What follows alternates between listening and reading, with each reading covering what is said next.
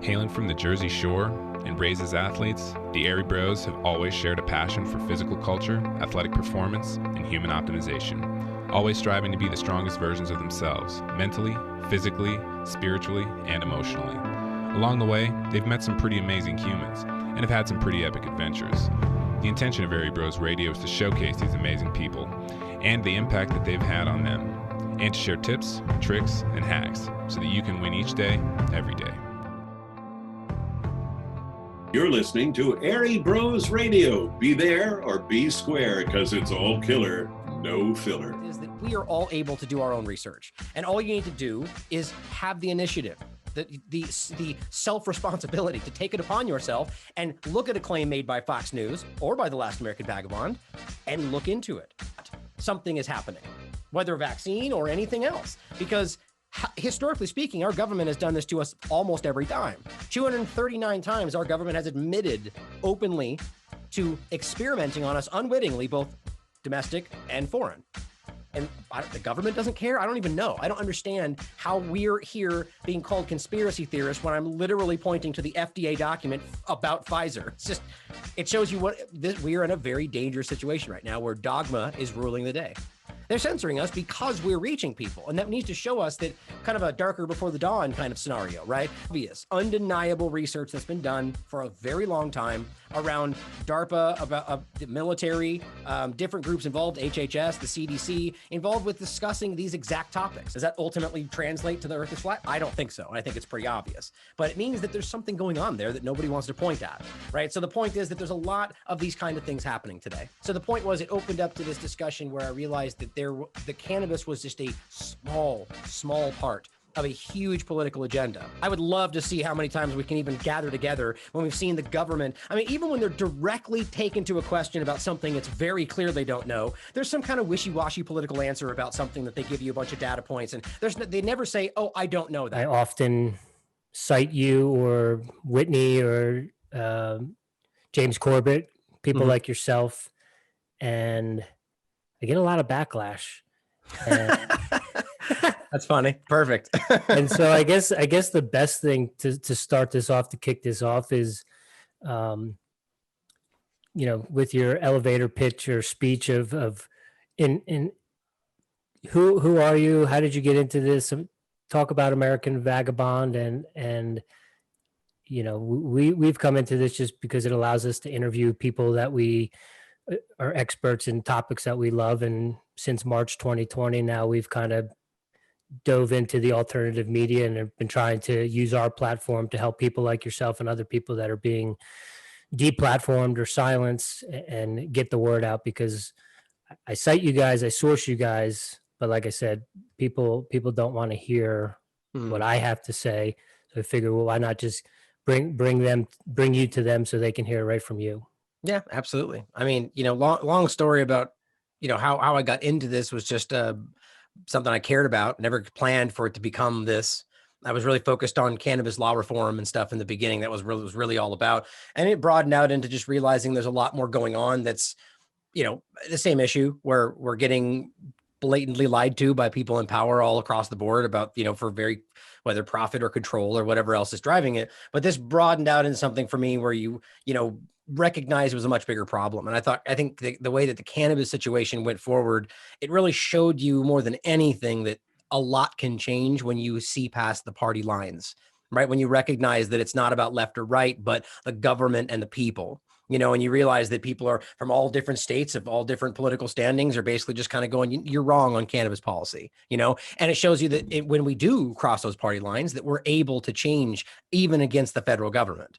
And it's just a powerful thing to think about. And so growing out all the way into today, it started as a little side thing I did, never planned it to be what it was today, what it is today. And just at one point made a really kind of rash decision just to make this my full dedicated career. And it was a dangerous for a year or more. It was skating by, and I only, at this point, the whole outlet is completely dependent on direct donation. There's no advertising. There's nothing like, and that is what the mainstream media and a lot of other people just don't really understand. Like, they don't understand how that's even possible, that you can have something that is just valuable enough to certain people that they're willing to pay you just because they want to keep it going. I'm not selling. I mean, I do have t-shirts you can buy or whatever else, but I'm not pitching anything to these people. They just want to support it, and I believe that's the model of the future, right? I mean, that's people funded. That's like crowdsourced. It's the same kind of idea.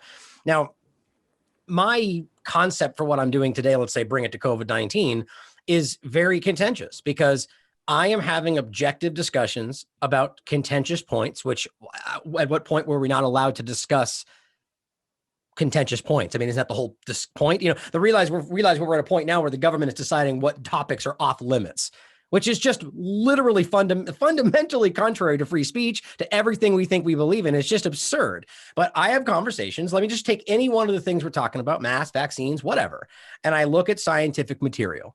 I say, here is research on these topics from 2000, from 2015, from this year.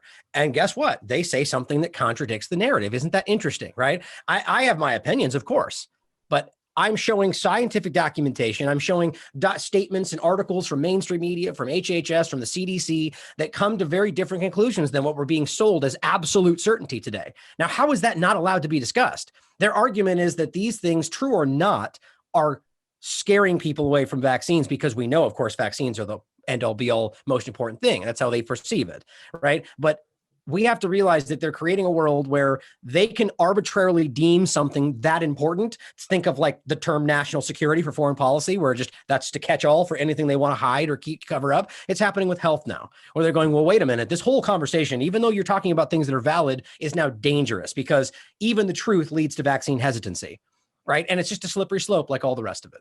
I mean, I could talk about a lot of different things, but I think my thing for TLAV at the end of the day, the Last American Vagabond, is about having the ability to have objective conversations, even about things that we deem crazy. I did a show a long time ago, and this, even bringing this up, some people would say is like, I did a show about a topic that was contentious, and I called the show an exercise in keeping an open mind. And I went through this entire topic and looked at every data point people scream about it. This is what you have to know to see this as the truth. And I came to the conclusion that it wasn't real. This was the flat earth theory. Of course, I thought that before I started looking at it. I don't know what anybody's opinions are on this thing, but I had my opinion. But my point was, if you come into any discussion with a preset mentality that this is the case, that vaccines are all good no matter what, that this is not possible, whatever, you are going to find what you want to find. It's called confirmation bias. We all do it. So I wanted to make a point by saying, here's a topic that I frankly find sort of ridiculous because I've done my research, but I'm going to go through and do it clearly with an open mind, and to be quite frank, there's a lot of weird things in that discussion that I think are pretty interesting. Does that ultimately translate to the earth is flat? I don't think so. I think it's pretty obvious, but it means that there's something going on there that nobody wants to point at, right? So the point is that there's a lot of these kind of things happening today, right? I mean, I could keep talking forever. So please go ahead, guys. What do you have questions for me? Well, we've had a couple professors on, and their whole thing is, one guy he quoted as saying, it's all fun and games until the historian shows up, and your research doesn't count if you don't have certain letters after your name.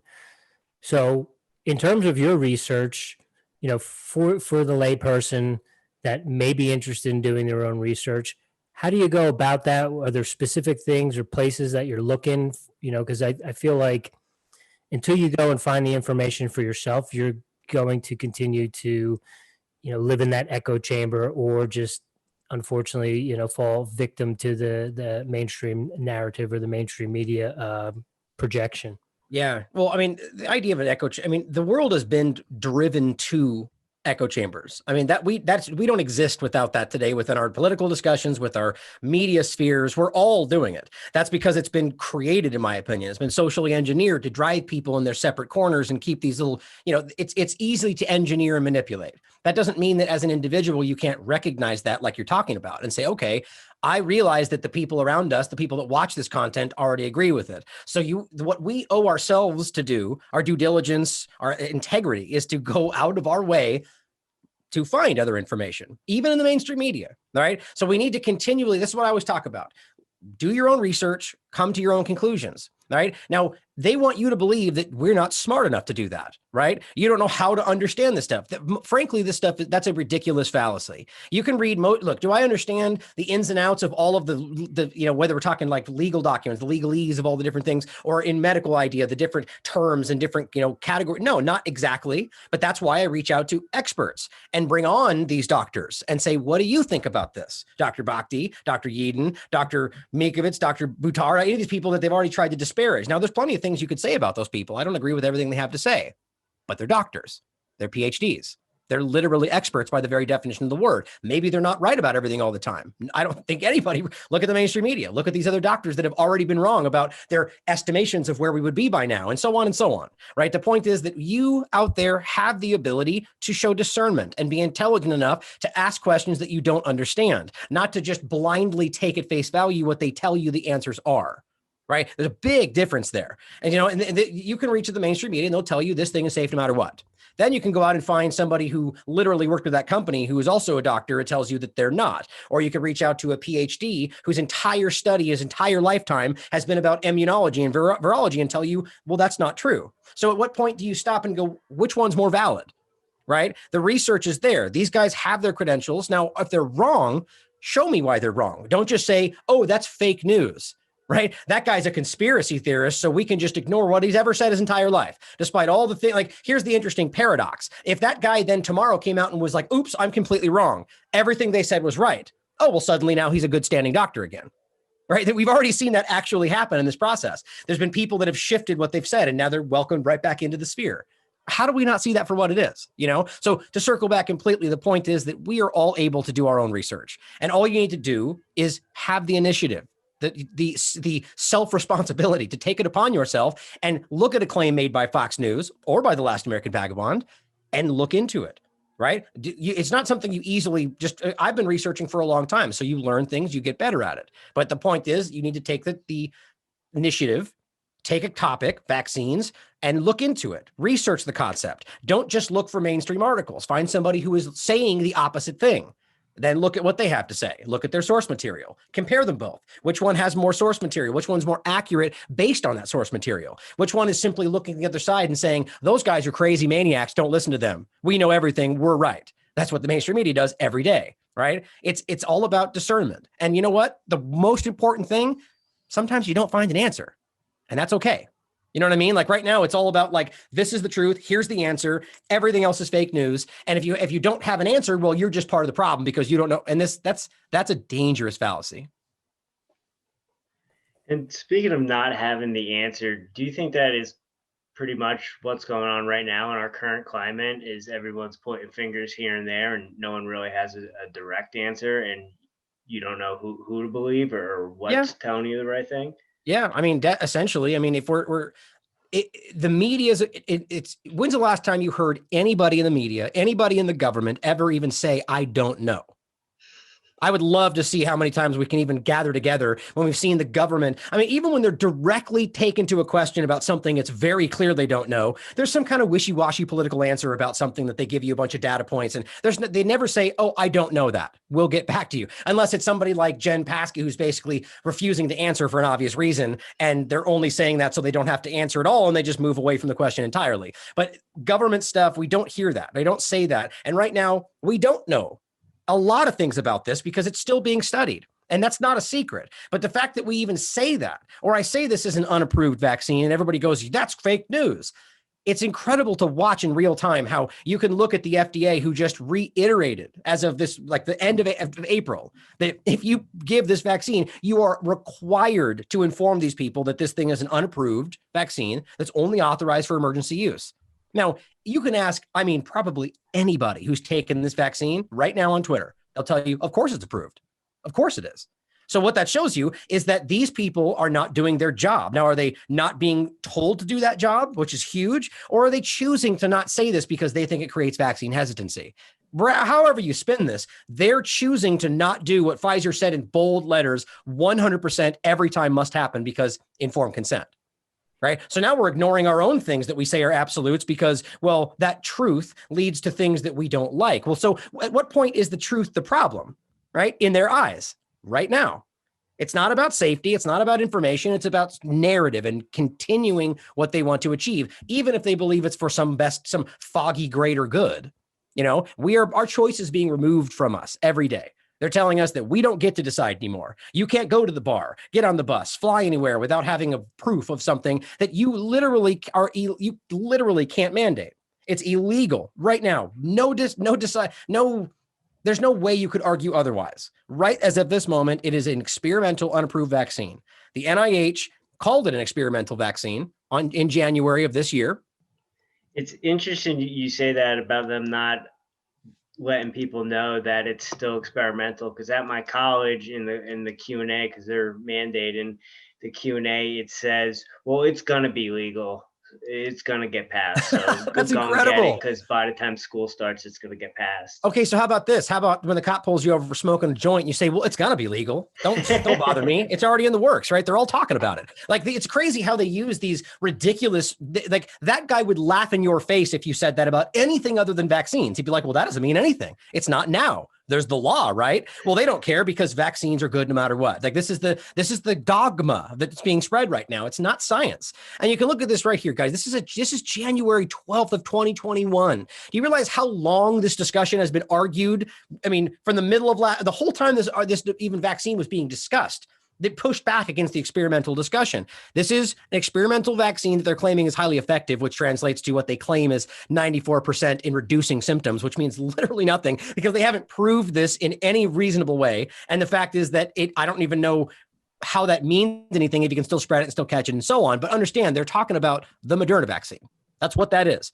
It's experimental according to the NIH, right? And of course, if you look at the FDA document right here, you will see very clearly that it says, without a doubt, it says the U.S. has issued an emergency authorization of this unapproved product. And and the point I was saying the other day, maybe I don't want to take too much time. I have to just find it out off the top of my head. But they say in here, it's in bold.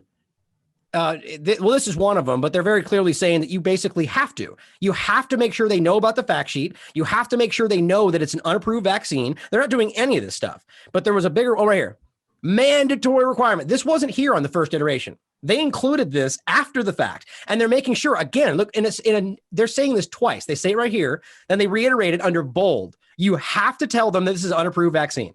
It's just not happening. But then you come down here and see only for 16 years or older. Right? This is as of the end of last month. That's not happening. There are already children being vaccinated, not even just in trials. It's happening all over the world. We see pregnant women being vaccinated. That's not allowed either. I mean, I could go on and on, but it's just incredible to me that these things are so they're Pfizer's telling you, they're screaming it at people, and the government doesn't care. I don't even know. I don't understand how we're here being called conspiracy theorists when I'm literally pointing to the FDA document about Pfizer. It shows you we are in a very dangerous situation right now where dogma is ruling the day. And I think that's the most interesting thing with this whole situation is that you're just presenting, and people like James and Whitney, that you're presenting factual information that these companies or these organizations are putting out for all of us to find. But yet when you do it, you're getting deplatformed. It's unless you know where to go, the regular places, you're not finding your stuff anymore. Right. Exactly. Exactly. And that is one of the ideas we talk about in regard to, one of the arguments has been in the past. Well, you have free speech. You're talking right now. People are watching. I mean, there's some truth to that. It's not, we're a different world than the pre-internet world, right? Where free speech was very easily seen to be stopped, right? It was very obvious on the surface. Now we're in a world where we believe it's like the idea that we shout these things out onto Twitter and we feel like we're communicating, and we're not really. We're more isolated now than we've ever been, And in this sense, what they've done is created a world where, you're there. And of course, if you gave that to somebody, you wrote that URL out and they know exactly where to find you, well, sure, they'll find you. Your followers might be able to find you. But the point is, I've shown this 100 times, especially during COVID. If you can search for the entire article name, like to a T, and nothing will show up other than what they want you to see, like countering the point of what the title says. How is that? The argument has always been, well, they're going to try to rank it and give you things that are more valuable. But if you search for the exact title and they're not even bringing that up, it's very obvious that they're controlling the flow of information. They're keeping things off in that dark corner. So if you're screaming in that dark corner, do you really have free speech? All right, because unless you know exactly where to look for them, you won't know. I mean, you could type in Ryan Christian, COVID-19 vaccine discussion, and that won't come up. Right. So it's just that is an illusion of free speech. They want you to this is my point before about creating these echo chambers. Right. It's very intentional. It's a form of radicalization. It's the same thing they're doing with the QAnon MAGA discussion. Right. There's a lot of people that got wrapped up in that I believe were good people who thought they were fighting for something they believe was patriotic. Sadly, I think it's very obvious that's not what it was. But the point is that those people are now being focused on. They're trying to radicalize these people to turn them into the domestic terrorists they want to point to justify what they're doing. And this is my opinion, but it's very clear what they're trying to accomplish. They use that to attack all of us.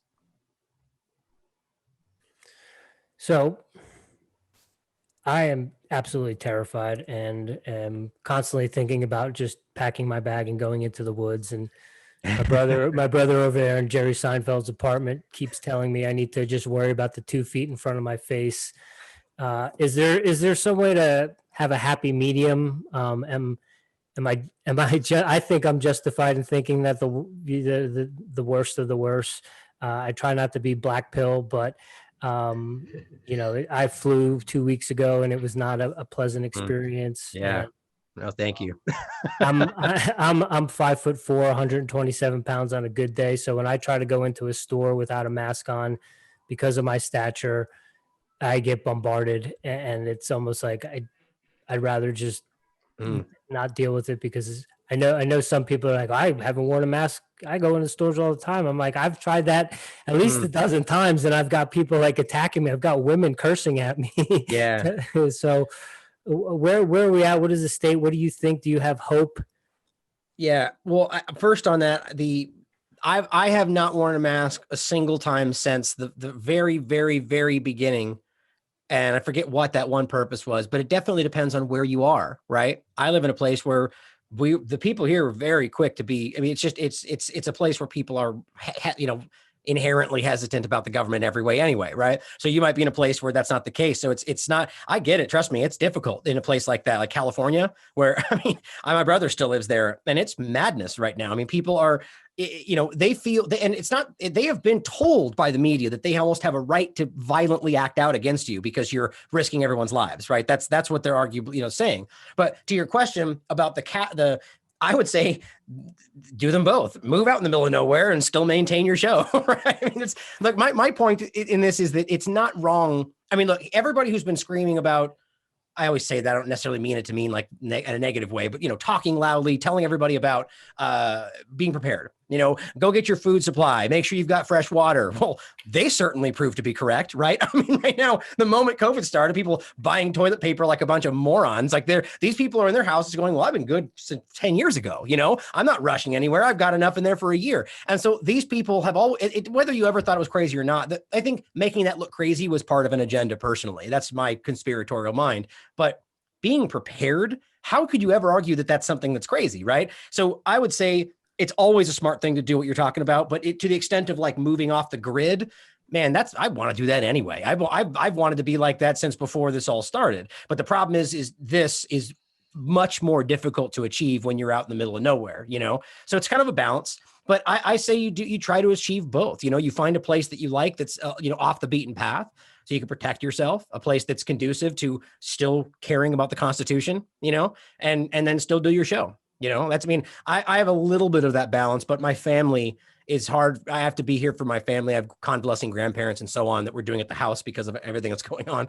And so it's hard for me to move out in the middle of nowhere, but man, I think that's the smartest thing these days. I mean, think about all the Agenda 20, Agenda 21 discussions that people still scoff off like it's some kind of crazy thing. You can literally read the documentation on the UN website, but the whole idea is about bringing people closer into the cities and away from the rural areas, because it's impossible to control people when they're out there. If you're all in the grid, in the new technocratic 5G Internet of Things grid that they're clearly, that's not, again, something that we were concerned about. Fake news is now literally the future they're building for us. It's like, it's nuts to see this stuff. So on a rant, whatever, I could go on forever as usual, but yeah, man, I'm with you on that. I think it's smart just to be prepared in that way. And you're in Tennessee, right? Yep. Do you have any recommendations for Northeast Tennessee I should check out? Is that where you are? If you don't mind me asking. No, we're in Denver, Colorado, but I'm looking like like north of Nashville you're talking about? Yeah, like north of maybe not in Knoxville, north of that area. I'm not super familiar. I'm new to the area, but I find it to be a pretty damn good place in my experience. I've lived all over in California and Texas, and Tennessee's by far at the top for me. Right? I lived in Hawaii for 2 years, and I think Tennessee's pretty damn cool. Yeah, somewhere that kind of hugs the Smoky Mountain, Great Smokies. Yeah. I'm an ultra marathoner, so if I can nice. Get out and run and be in woods, I'd be stoked on that. I could see him over there rolling his eyes. We filmed Dabu's music video right near the Smoky Mountains for I don't know if you've ever seen that, but he did this Bill Gates music video. It was really cool, actually. Yeah. But yeah, I love those. It's just amazing out there, just visually, first of all. But the idea about this, the Smoky Mountains are like one of those classically historical places. Like you want to go get lost, never be found again. That's a good place to go. Like I've been wanting to get out there and hike around and, see it out. It's pretty cool. Like, just a fun note that I never knew this before I was here, but the reason they call it the Smoky Mountains is because the humidity is incredibly high. And so there's a lot of caves out there. And so you get these caves with this like temperature differential, and it creates this steam. And so you look at the mountains and they're all just covered with steam pockets and smoke. Yeah. What's cool is somebody told me for survival tip is if you're lost, like that usually means with a cave. So you can, hone in on that. It's kind of a cool tip. Interesting. It's good to know. Thank you. Yeah. Last American Vagabond, right? It's all about traveling. That's right. So Ryan, you were saying you got into this because of cannabis reform and following that. What was the white rabbit? What was the thing that kind of got you to go in this other direction and, piqued your interest? Oh, so like away from cannabis or what was the decision that made me begin this? Well, away from cannabis and more foreign policy yeah. Well, I mean, it started off with that because I think it was, it was just something I cared about, and it wasn't, I've pretty much smoked my whole life here and there, but it wasn't something that I'm just like this crazy invested. I just recognized a very obvious deception. Like it's just a no brainer. I mean, it was so, and this is the idea. There's some people that are just more apt to, are able to like step outside of the mainstream discussion, like you're reading about what you're supposed to think about cannabis. Then you read like The Emperor Wears No Clothes and you're like, how is anybody believing any of this stuff? Like, it's so obvious, but it's just because you have to be open to different sources, and realize that it's all cited and he discusses all of it. I've been saying it forever. Hemp could literally change the world. That's not even a hyperbolic statement. It's crazy, but that started and I was really invested in that.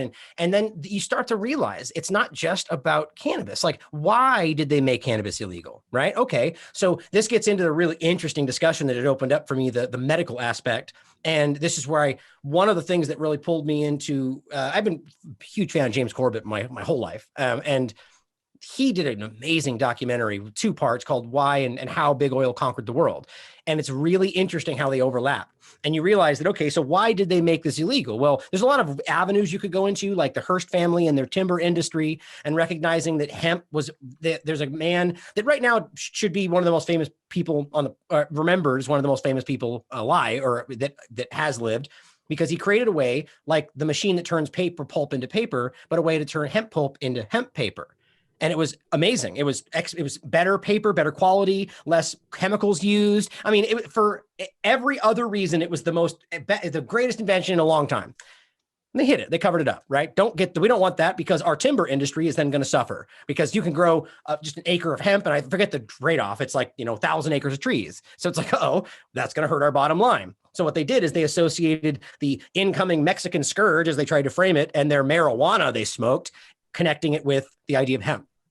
And that was the earliest idea of hemp being the same as cannabis, which they weren't, right? They still, at that time, they used hemp for rope and for sails and all God knows what. And they convinced the people that marijuana was a danger, but then up behind the scenes muddled the idea of hemp with marijuana. So people didn't even realize what was happening, right? But you could also talk about a lot of other things. You could talk about the idea of the Rockefellers and the Carnegies and the concept of petrochemical medicine and driving away from the natural idea that cannabis has played a role from the beginning. I mean, you can go back to traditional Chinese medicine thousands of years ago. Cannabis was a central role in that. We have an endocannabinoid system in our body. Anyway, I could go off on that forever. My point is, you could find the connection there to a hell of a lot of political agendas, foreign policy, even, why are we invading other countries for things that we, you think about opium and all these different things. So the point was, it opened up to this discussion where I realized that the cannabis was just a small part of a huge political agenda.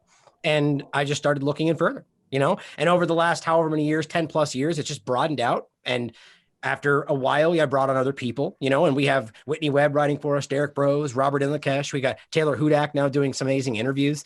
And it just, it kind of fell into place. I think people are desperate. They're thirsty for somebody out there. And there's a lot, it's not just me, but somebody out there that's willing to have objective conversations about things that we're not supposed to talk about, and that's where it brings me to today, it's just really anything. Like, I don't shy away from any topic because it's important that we discuss these things in a real, honest way. It's not happening today. What's the lay of the land with the cannabis laws in Tennessee? It's pretty bad, actually. Yeah. Tennessee's still illegal, I guess. But it's such a strange thing, isn't it, in the world right now, where we have. Look, if this is one of the examples about a democracy, right? We're a democracy, right? Majority rules and all that. Well, clearly not, because we have more than half the country who's already decided it's even state-wise that it's legal, even recreationally in a lot of places. And yet the government just goes, yeah, we disagree. We don't agree with you. It's like, okay, well, then we're not a democracy. Clearly we're an oligarchy, or one form of the, centralized power concepts, plutocracy, autocracy. There's a lot of them, but it's all about centralized power, and they don't care what you think.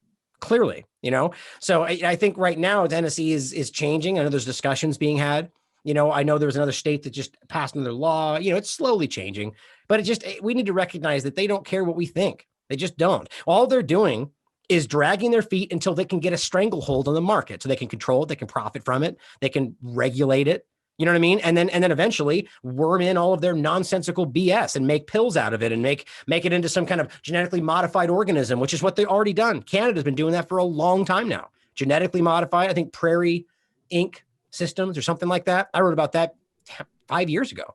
Okay, trying to make cannabis that was GMO, trying to use make plants that had drugs in them and all kinds of crazy stuff. Anyway, I think it will change slowly. It really will, but it's just about what we fight for. Right now, the cannabis effort has really lost its steam because of what's going on. People aren't really pushing like they were before. So let's get into vaccines a little bit, or, experimental gene altering technology, however you want to call it. I always like to say that to people when they talk about the vaccine, because like you just talked about, there's a lot of people that just have no idea that what they just put in their body is not FDA approved, is mRNA and all these different things. I have a family member who, when I ask her what is in the vaccine, she says, "I'm not taking your quiz today."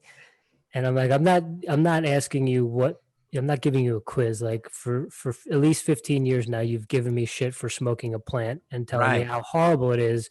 But when I ask you what you just willingly put into your body, you either don't know or don't want to acknowledge that you don't know. And you give me this, it's defensive. We'll circle back to that. It's defensive. Right. That's exactly what it is. I don't want to answer your quiz. Well, because you don't know. Right. And you don't know. And so that bothers them inside and they don't want to admit that, and it doesn't necessarily have to mean that you're right in what you're saying. I do think you are, but its fact is you just immediately, but that's an amazing connection right there. Right. The person that was so angry about you're smoking cannabis and it's going to hurt your body and blah, blah, blah. I've went over all this stuff and it's not true. 99% of what we've heard about this stuff is either a fabrication or a wild exaggeration.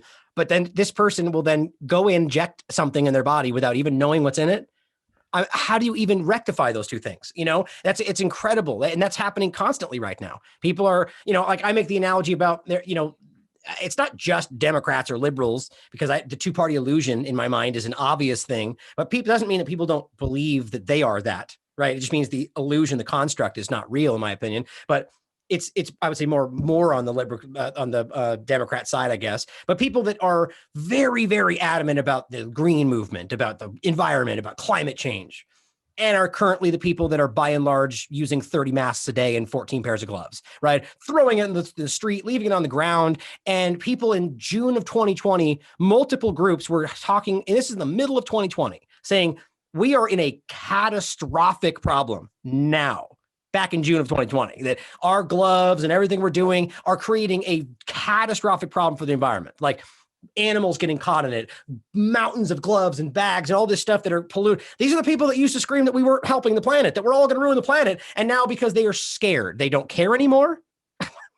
Like, what? You are a hypocrite, right? I mean, either you cared or you don't, or you just felt good about virtue signaling about something you thought was politically correct. You know, it doesn't matter, but it shows you now that these people are willing to contradict what they say they believe in. You know, it's why I think the core question there is why? Why is she willing to put that in her body, but hate on you for cannabis? Why are they willing to pollute the planet after they were just screaming, we're all going to die if we don't stop polluting the planet?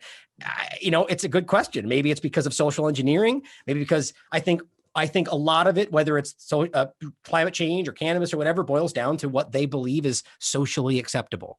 People are sheep, as we say all the time, is, you know, and I tend to not use that because it's undermining, it's disparaging, and you don't want to, you know, it doesn't help to be like, you're stupid, because they're not going to listen to you, you know, but that's the best analogy for it. They're just going along with the herd because that's what's acceptable. You know, that's a really sad thing to realize, but I don't know how to explain that otherwise. Yeah. And talking about vaccines and kind of people's opinions and stuff, like I said before, I'm a student right now, and they just mandated vaccines, and in Colorado we have 3 exemptions. One is personal, so that's kind of how I'm gonna try to negate those borders. But what are your suggestions for people who live around the country who are coming up with these same issues, and what they need to know to kind of defend themselves and not go get an experimental vaccine, that they still have rights? Yeah. Well, I mean, first of all, if it's within your resources or your ability, get a lawyer, talk to somebody. If you know someone in your family, talk to somebody. Legally speaking, there's no air on this. It's undeniable. It's an experimental vaccine by the discussions of the company themselves and the admission of NIH. And it's also unapproved. You cannot mandate an unapproved experimental medicine or whatever you want to call it.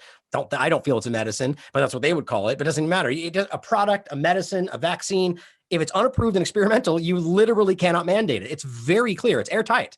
So the fact that they're doing this shows you how even these people, these scientists, doctors, teachers, are just going, they told us to, right? They said it was okay. So we're going to contradict what we said was important our whole lives because NIH and government said we should.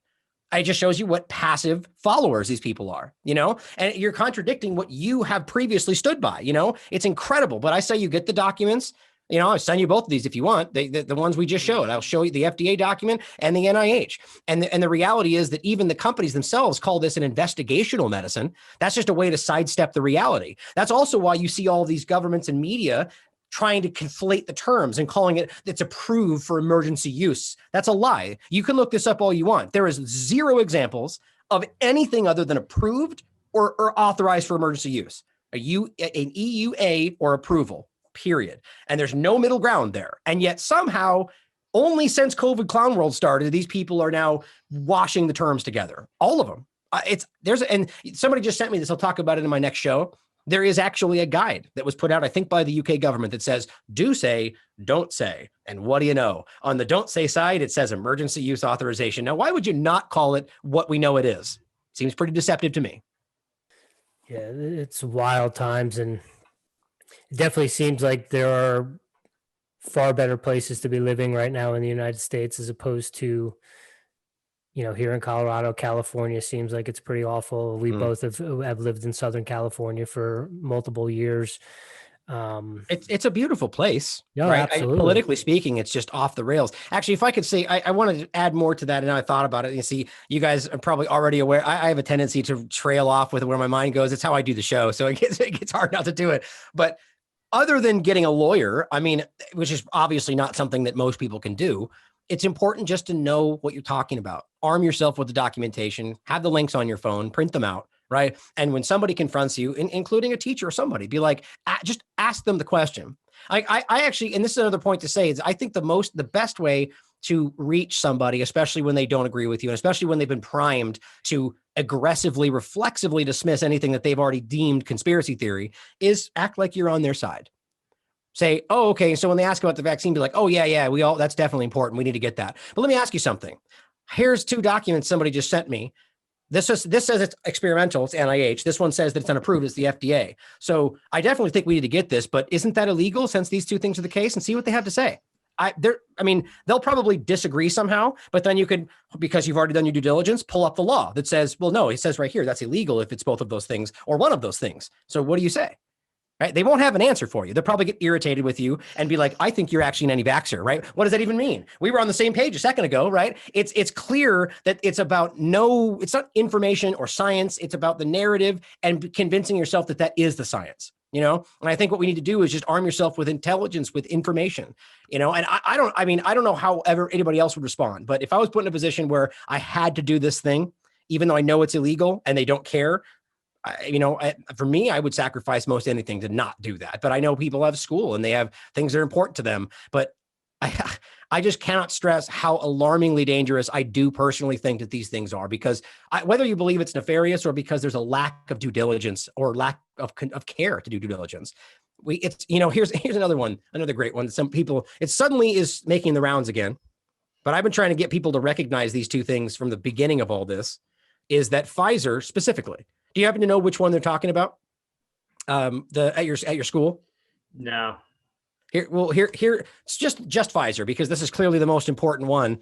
Pfizer and Moderna are the ones that we're always talking about here. But here is Pfizer's track record. And this is in regard to what they are found guilty of, not just accused. And it's only since the year 2000. They have spent over $4.6 billion to pay out for crimes they've committed. Right? So let's just go down the line real quick. Healthcare related offenses, $3.3 billion, 10 different crimes. Government contract related offenses, $1 billion, 19 times, right? But more specifically important, safety related offenses, $100 million, 11 times. Or more, these two, off-label unapproved promotion, $3.3 billion. False Claims Act, right? So what do these things amount to? Lying about adverse events, lying about the safety of their products, lying and bribing doctors to do things that they shouldn't do. And this is the company that we're trusting with studies, with information, with the fact that they're safe. They've lied repeatedly about all of these things. It's incredible to me, right? And the next one is, this is a study that was done, meaning our governments know this stuff, in 2010. Here's what it says. Pfizer has been a habitual offender. I want this highlight for me. There you go. Habitual offender, persistently engaging in illegal and corrupt marketing practices, bribing physicians, and guess what? Suppressing adverse trial results. So if they're a habitual offender and is paid over $4.6 billion for things like suppressing adverse trial results, which is literally what we're trying to call out that they keep telling us we're fake news for talking about, what does that show you? And why are we trusting something like that? So it's like, these are the kind of things we need to understand. So if companies are trying to force these things on people, even though it's experimental, even though it's unapproved, and the colleges and people that have classically stood by people's rights are not caring about those things, it's very clear that we're in some kind of a massive effort here. When's the last time you saw almost every major government in the world simultaneously enact policy? Never. Never before in history. So we can call it a conspiracy, but it makes people uncomfortable. You can call it whatever you want. They're coordinating to achieve an end that does not align with the facts. Pretty easy to see. And I think it's really important focusing on those aspects of what's going on in terms of the vaccine, because, you don't want, minute something comes up about like a microchip or nanotechnology, people lose their minds and they want to tell you, well, you got a cell phone in your pocket. They're tracking you all the time anyway. What does it matter? Like, which also was a lie until it became true, right? Oh, that was fake news until we admitted it. And now we're okay with it. Sorry, continue. Yeah. Well, my question was going to be is, can we get into some of those potential nefarious underlying things that might be coming along with this technology that people should at the very least be aware of, if not alarmed of? Yeah. I mean, here's the way that they always do this. The straw man, right, is that they will say, they'll take some Facebook post that had 100 shares and act like, oh my God, it went everywhere. And they'll be like, this thing says that there's microchips in the vaccine and we're all going to die. And then they use that to debunk my discussion of the DARPA technology that's been around since 2010, or, the fact that they're literally openly talking about these things and how they're using these things in different technologies. And, and it's like, I at no point anywhere made the claim that these are inside vaccines today. And yet they'll use that to say fake news, delete the video, and say because of Facebook post. Right. This is happening everywhere. And it's really insulting to people like Nobel laureates and PhDs that are trying to say, here's something valid because of the scientific research. And they call them anti-science, anti-vaxxers and point to a Facebook post. Like, not only is that insulting to their intelligence and their credentials and their experience, but you're acting like everything anywhere that it's even any on this topic at all amounts to he's saying vaccines are microchips. And they do this with everything. Now, there is obvious, undeniable research that's been done for a very long time around DARPA, about the military, different groups involved, HHS, the CDC, involved with discussing these exact topics, right? I mean, we've had the ability to make smart dust, as I've shown a million times, that is an eighth the size of a grain of salt in 2004. And you can look this stuff up. It's not a secret. These are machines that are able to run on the power of your body, right? And the fact is, even talking about these things, people go, oh, this is crazy. This is an open discussion. It's funded by our government. It's not even a secret. And so these things have been around for a decade or more. And this is the kind of stuff, it's literally, if they blew it in the sky right now, it would look like dust to you. And this is an active technology that can be used for any number of reasons. Of course, they always tailor around the military discussion. So my only point is, why wouldn't we concern ourselves with whether or not something is happening, whether vaccine or anything else? Because historically speaking, our government has done this to us almost every time. 239 times our government has admitted openly to experimenting on us unwittingly, both domestic and foreign. That's incredible. I mean, the Operation Sea Spray is a good example where the government sprayed a chemical over the Bay of San Francisco to test how we would respond. They killed people. You can look it up on Wikipedia. Right. So the point is, our government is, historically speaking, well happy to test on us to see how the Tuskegee experiment is a great example. Right. So here we are at a point where we know this technology exists. We know that they've even discussed whether or not this would work in a vaccine technology. And then the discussion of whether it might be happening today is so ridiculous, we can't even talk about it. How does that even make sense? Like, you see what I mean? Like, there's an obvious disconnect between the reality of what's possible and what they would do and have done, and then the discussion itself and whether it's completely rooted in reality. It's incredible. But so we have the discussions of things like implantable nano platforms, which DARPA currently has. And these are things that are already being linked to the vaccine. They're talking about these for testing whether you are going to get sick again. The Profusa chip this is one that they're already talking about linking with the vaccine. Now, this one has something that you put under your skin. It's a microchip. Right? Or excuse me, they made this big deal about the differentiation between the microchip and what this was. And that's why actually, check this out. There was an article. Let's see if it comes up. It doesn't look like, here we go. So this came out and everybody lost their minds. This was just recent. There was a whole bunch of them. Oh, hold on. It didn't come up. Oh, it's still loading. That's why. So once it's done loading, here we go. Let me know if you can see it. Why isn't that working? Sorry, guys. No worries. There it goes. So Pentagon scientists reveal a microchip that senses COVID-19 in your body before you show symptoms. Exactly what we've been talking about for this whole time. Now, this is what they tend to do with these terms, or like the idea of the things altering your DNA. They make a big deal about the semantics of it and go, well, technically speaking, if something goes back, it's not altering your DNA. So it's like, okay, fine. Don't use alter your DNA. We're concerned with what this vaccine does based on what you've shown us. So in the same context, this came out and it was all over the place. And then they came back out and said, fake news. It's not a microchip. So you're all lying.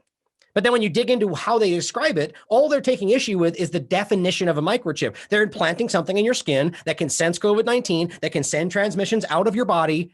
What are we talking about here? You know what I mean? So it's like but people effectively, and I think that's why they did this, effectively walked away thinking the entire concept is fake because they got it wrong. They didn't get it wrong. They just used the wrong term for it, right? And Profusa is a very real thing that they have been pushing for a long time, right? And this is an injectable chip or whatever you want to call it that goes in your body and can sync to a cell phone or to a outside signal. It's right there. Right. And it goes in your arm and they sense these things. Now, how is this fake news? You can see it becomes fake news when they try to push the idea that we're arguing that this is currently happening instead of arguing that isn't it possible this could be happening? And they don't like that. Right. Now, also remember that they are already driving these discussions now after the fact. They're already coming into this and saying that we need these kind of things. We need these kind of nanotechnology futures to be able to sense whether or not you're going to get sick. And it's only a very short cry from this to say, let's put it inside this thing. So then when we inject you, we can know as we go forward. Like I'm not saying they say this or that it's even going to happen, but we all know that's possible. And it's a logical conclusion. And if you look back in these different discussions of the past, that's always been how this works. They're not going to make you wear a mask. They're not going to make you lock down. And then here we are and it's happening. Well, now those people don't look back and say, oh, you were right.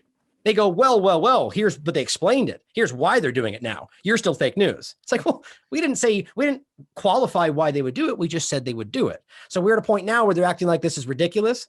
And it's not a far shot for them to say this is an important thing we should do. We already have a vaccine that was marketed that had an RFID chip attached to the outside of the syringe. That's very clearly out there. You could look it up for yourself.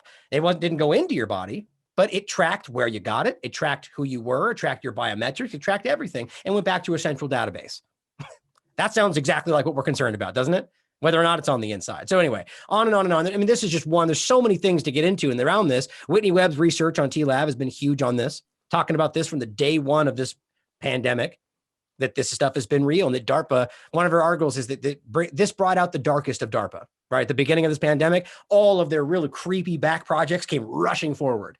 One thing I recommend people take a look at is a document called Converging. Let's see if it pops up. Yeah, right there. Converging technologies for improving. Let's see if it pops up. Here we go. So this document talks about the idea of converging nanotechnology, biotechnology, information technology, and cognitive science. Now, this was put out in 2002, and they said in 20 years, we're going to alter evolution with nanotechnology. Puts us right where we are now. And this is exactly what they're all talking about. Guess what's in these vaccines? Lipid nanoparticles, right? Guess what's in literally everything they're pushing right now? They're already discussing nanotraps for some new COVID-19 treatment, right? This has been planned out for a very long time. Ask yourself why the European Union discussed vaccine passports in 2018 and timed it to be perfectly rolled out in 2022. 2021, 22. There's a lot of this organization here, but the point is this is a driving document that talks about, as Klaus Schwab said, combining our biological entities with our technology. And this is openly stated, right? So again, as I said, I can go on forever, but the reality that this is something that we shouldn't be able to talk about is unbelievable to me. There's very clearly an effort here to make this stuff happen. Do you have hope? I do. I mean, look, the reason that we're doing this and the reason that they're censoring us is obviously because we're reaching people. I mean, I forget where this comes from, but I mean, if they didn't care what we were saying, they wouldn't be censoring us, right? If we were meaninglessly shouting into a corner about things that they could care less about, they wouldn't be censoring us. They're censoring us because we're reaching people. And that needs to show us that kind of a darker before the dawn kind of scenario, right? They're ham-fistedly, like clumsily shoving this thing forward. I mean, there are people that are lost in the two-party illusion that are now kind of going like, whoa, wait a minute here. This thing's crazy. Like 60% of nurses have said no. What? Right? It shows you that there's something, they're patching this illusion as fast as they can. But if you see 60% of nurses, if you see 60% of Marines, a third of the entire military going, hell no, that's the majority showing you its face. But they're trying to keep that from you and make us think we're fringe weirdos on the side. So I think what we're doing is important. I think what you're doing is important. And we just need to keep at it because the information flow is the first part of this and it can never stop. There's always those people that come on the chat and say, enough talk, we got to get out there. And, and it's like, well, I don't disagree. I'm in that same mindset, but talking never stops. This needs to continue. And we also need to go out and do things. And I'm never advocating for violence. I may be wrong, but I believe that violence begets violence, and I believe that's the wrong path forward. But there's always acceptable, especially from a libertarian standpoint. If someone attacks you, defend yourself. If somebody's about to hurt your family, defend them, right? With violence if you have to. But the point is that we are at a point now where we go out there and march through the streets we're done immediately. Bombed, attacked, arrested as domestic terrorists. It's over. We know how they're going to operate. They want you to do that. So I do believe there's hope. And I believe that it's almost never been more clear that we have an effect. That's why they're trying to rush this through as fast as possible. So the more we do what you're doing, the more we push this out, I think the better chance we have of actually stopping this. I think, imagine 200 million people, not even the full country, but 200 million people in this country collectively standing up and going, you no longer represent us.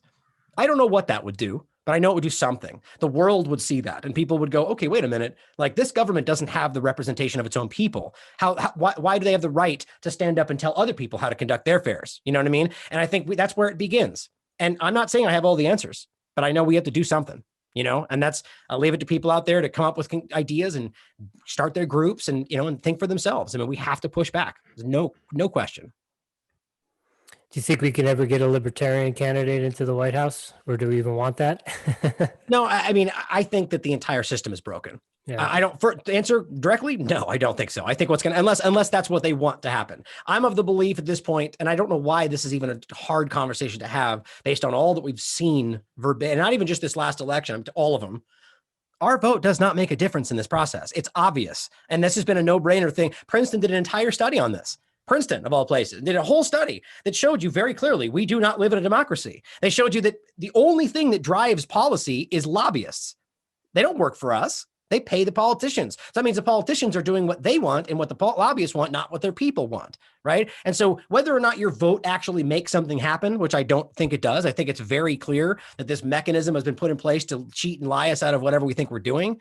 But they then very clearly do what benefits them and the other governments and their lobbyists, right? The study I recommend you all look at showed you that if you have every single person in the country can all want this to pass, and it still has the same low percentage chance of passing, no matter what we think. But when lobbyists care one way or the other, it can go from a 0% chance, even if 100% of Americans want it, or, the other way around. They control the entire policy. We know this, and we still go forward. Or we have someone like Clint Curtis testifying in front of Congress that he was paid to alter these machines to let them manipulate them for an election. Paid in front of Congress. Proved it. Guess what? The next election, we use the same machines. No one cares. I mean, you can look this stuff up. It's incredible. And so we come forward to any election before this one. And you look at the one with Biden and Trump, and look, I'm apolitical here. I think both of them are liars. But the point is that right now, it's obvious that there was manipulation. It's a no-brainer. You have these outlets that are going, election manipulation is an illusion, or it's not real. And I can show you articles from those same outlets 2 elections ago screaming about election fraud, right? So it's like, how can it be fake if you were talking about it 8 years ago? So the point is that they're so desperate to keep us believing in this process that's broken, So I don't think we should even care about what's going on in that, because here's the other argument, because I know this is what people say. This is a huge conversation. I'm trying to, wrap up in this, but that they say, well, if you don't vote, then they're going to have control over it. Okay. So that again, so it's funny. We can prove to people that your vote does not actually translate into actual reality, right? Whether it's Clint Curtis with the voting machines, where they're manipulating it, or whether it doesn't act, whether they tally it and don't actually care what you have to say, or any number of the things we've seen happen, or they just lie and add numbers. We then prove that your vote doesn't mean what you think it means. Then you argue, well, then just don't vote. And the same person who just saw that will go, well, then they're going to have control of it. But wait a minute. We just said that your vote doesn't actually translate, right? So we need to get out of this illusion completely.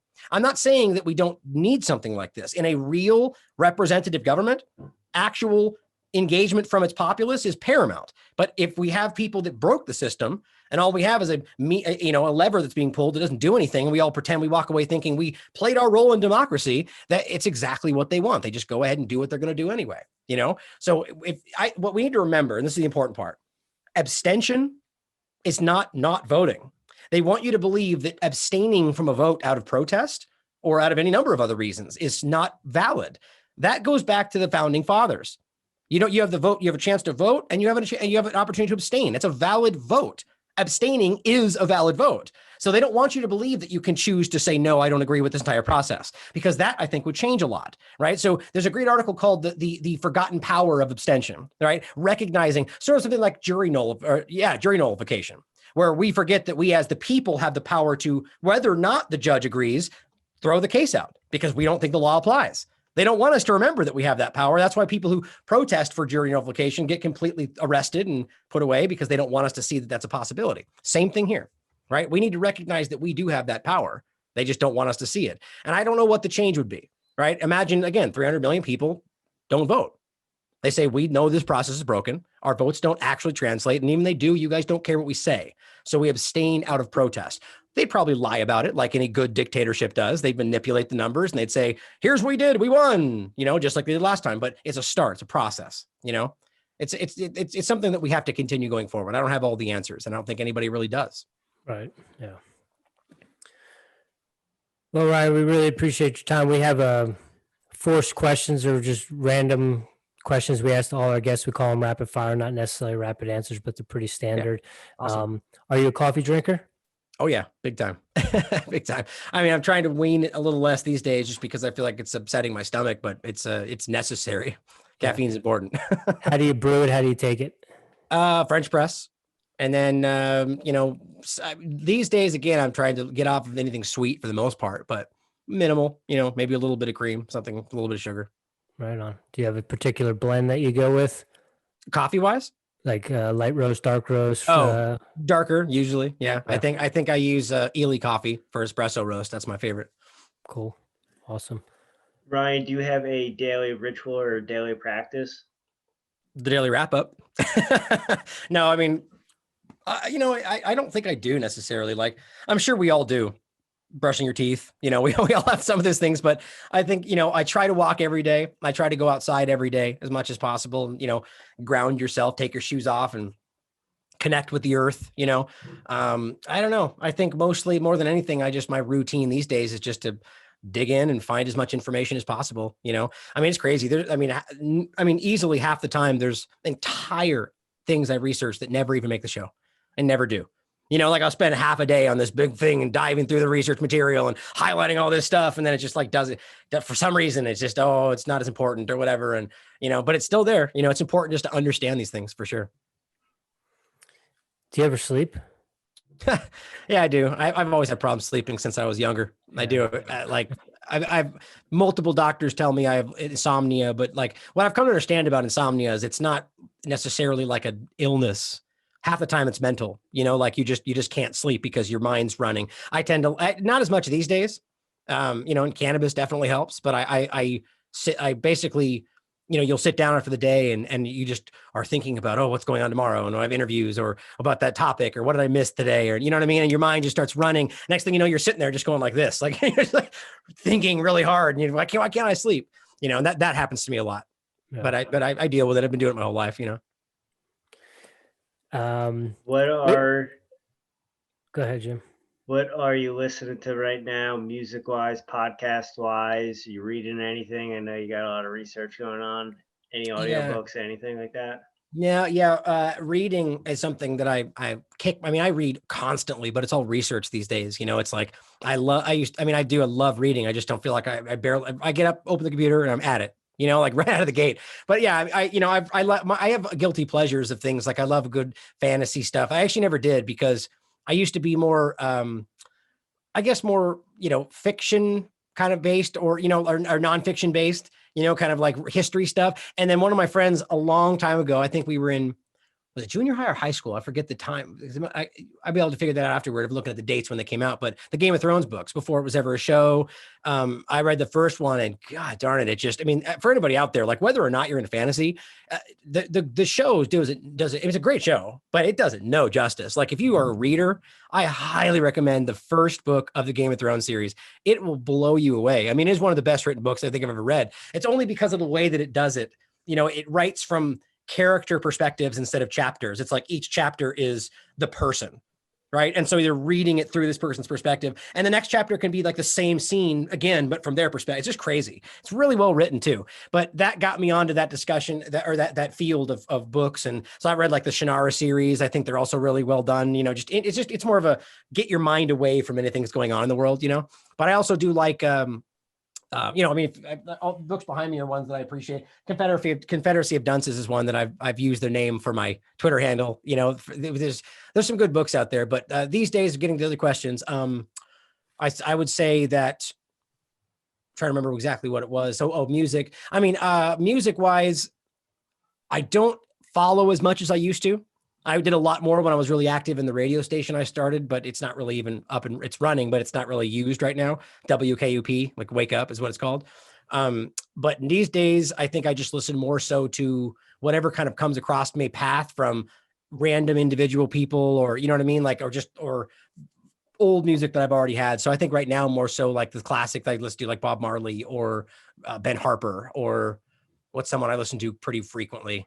Or in the other direction, like, I don't know. So there's probably a million of them, but I think it's just whatever, whatever's on my mind, you know, whatever I feel like in that moment. What were the other ones you asked besides music? I forget. Podcast. Podcast. Yeah. Well, I think the hard thing I find with a lot of people that do what we do, like I find that I don't have a lot of time to end up, like, I want to check out, you know? And so the podcasts are hard because it draws you back in, you know, and I'm like thinking and I'm writing stuff down, and, you know, but yeah, there's a lot of good ones out there. I mean, I still listen to James Corbett a lot on podcast. I still listen to, what was the other one? Oh, Abby Martin, every here and again on her discussions. I don't think a lot of them are like only podcasts. I tend to listen to people like my kind of stuff. I put mine on a podcast too, even though it's not really a podcast. It's more of a show, you know, but it's a great thing. I think it's coming back, you know. I think podcast is sort of like the new, you know, it's like they're clearly trying to take over YouTube, which is funny to me because they just spent the last 10 years just making fun of YouTube and how dumb it is, and use basement people and their conspiracy theories. And now they're desperately trying to take over YouTube, you know. But I think podcast is sort of this new, not new, but like it's getting a revitalization. It's always been very important because it's like a counter establishment kind of a thing, you know, where people can't really manipulate it as much. Well, one of the rules we have here at our place is that for every one alternative media podcast I listen to, I have to listen to 3 Ram Dass talks. So then that kind of balances it out so that I'm a little bit more even keel. Last one, you know, it gets a little wonky sometimes, but we're in a good place here. So maybe not your favorite, but was there one particular event or conspiracy that kind of got you into all of this sort of stuff, even back in the cannabis days? Yeah, that's primarily what I think it was for me. You know, just the recognition that there's an obvious, like, massive century, like multiple administrations, right? I mean, like, they're clear that they knew this stuff and are knowingly hiding it. And you're going like, well, that's crazy. So what else are they hiding? What about the war that's going on right now? Like, you know what I mean? Like, and it really opened my mind to that. But obviously 9/11 is a huge one. I mean, I think it's Ken O'Keefe always calls it a litmus test for people in this, you know, truthers, whatever you want to call it, that, you know, whether or not you fully understand, not the every detail of 9/11, right? Because people disagree, even the community. It's like, no, it's a missile. No, it's a plane. You know, we all have these different things they argue, but bottom line, we all agree that they clearly knew what was going on. Maybe we're behind it, maybe involved, maybe allowed it to happen. Like, but we were lied to, right? Our government was, you know, I have a very specific opinion, but it's irrelevant to this conversation. The point is, there's a lot of those different points, and we all know they lied to us. Right. And so that is a huge one for me. Is I remember watching that. And at the time I saw that, I was, you know, lost. I remember clearly when I watched that, I saw the second one hit on TV, and you're just, oh my God, you know, this is, you know, the whole thing. And I was a complete, not believer, but I didn't really care. I didn't follow the news, but I didn't have any thoughts about maybe they're lying to us, which is just crazy to think about. Like, I had no even a moment of like, is this true? You're just like, well, of course it is on the TV, you know.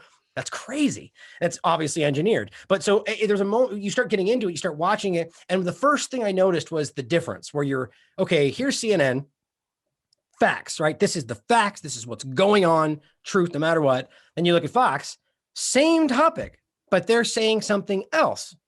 And this is the fact, absolute truth. And you're going, wait a minute, how can they both be, so one of them's lying or wrong? And it's like, oh my God, you know what I mean? It's like that moment where you're like, oh, that can't be right because they're all telling us the truth. How's that possible? You know, we find those paradoxical moments where you just like recognize the illusion, you know, and cannabis was a big part of it for me too. But that was one of those moments where it was just kind of like, I think that was the beginning for me of when it was like, okay, so you can't trust these people. Right. Which wasn't too difficult for me because I was already at that young age questioning things like cannabis and alcohol and going, well, I just had a really good time with my friends last night. So why is this so terrible that they're, you know what I mean? It's like, I get it. It can be dangerous, but that's different than being what they frame it as, you know, even as a young age. And today, by the way, I think alcohol is like the worst possible thing. It's terrible for you, worse than anything, in my opinion. But even the point was still the same. It's my choice, even as a kid. You know, it's like, why can't I choose, you know, in any case? But so it's like, there's a lot of those moments. And I think that was the big one. But again, cannabis was where it really started. I once I really recognized that illusion, that conspiracy, it brings back all these other discussions about 9/11, about any of these things, and you begin to recognize it. You guys probably know. I mean, when it happens, there's no unchecking that box. You can't put the toothpaste back in the tube, as they say. You know what I mean? It's like you stand back and you're just going like, and it's really uncomfortable. Right? That's what's cognitive dissonance. It's physically uncomfortable. You're like, this can't be true. That means they lied to me. That means they must be wrong. That means everybody doesn't know what they're talking about. Oh my God. And it's like, it can be overwhelming, but truth is truth, right? What would people choose to put their head back in the sand sometimes? That's depressing. Yeah, for sure. Like the Matrix, they'd rather be back in there, just living their life, thinking they're happy. Personally, that's really sad, and I would always rather know what's really going on, but not everyone's like that. Ryan, thank you so much for your time today. I'm super stoked we finally got this, and thank you for just keep on getting back to me. I know you're super busy, but that goes a long way with me, so I appreciate you making this happen. Yeah, absolutely, guys. And again, I'm sorry that I've so much going. I've just, I just for those that don't even know, like I've completely dropped the ball like 3 times with these guys, and I feel terrible just because it's so much going on and all over the place. But I'm glad you guys kept up, and I appreciate what you're doing, and it's important. So keep doing it, guys. We need to keep talking about whatever we think is important. And this is what I keep saying. And to end on, it's not, when did it stop? When did it start to be wrong? Or when did it happen where we're not allowed to be wrong? You know what I mean? Like the media is wrong all the damn time. So why is it, when did it become wrong, not acceptable for us to have a discussion about something and dive into a topic and maybe be wrong about it? You know what I mean? Like it's created an error where you are not allowed to talk about things unless you're citing the one narrative that they want you to say, and everything else is wrong. So then by default is not acceptable. We have to be allowed to engage in conversation and sometimes make mistakes. That's the only way real, truthful research and dialogue and journalism is ever going to happen. I think we all see that now. I think it's why we're doing it. So thanks again, guys. Yeah, thank you. And we really appreciate your work, and keep it up. And maybe I'll see you in Tennessee sometime. Yeah. Hey, if you come to Tennessee, make sure you hit me up. I will for sure. Thank you, Ryan. I really appreciate you. Have a great day today. Have a great day. You too. Thanks, guys.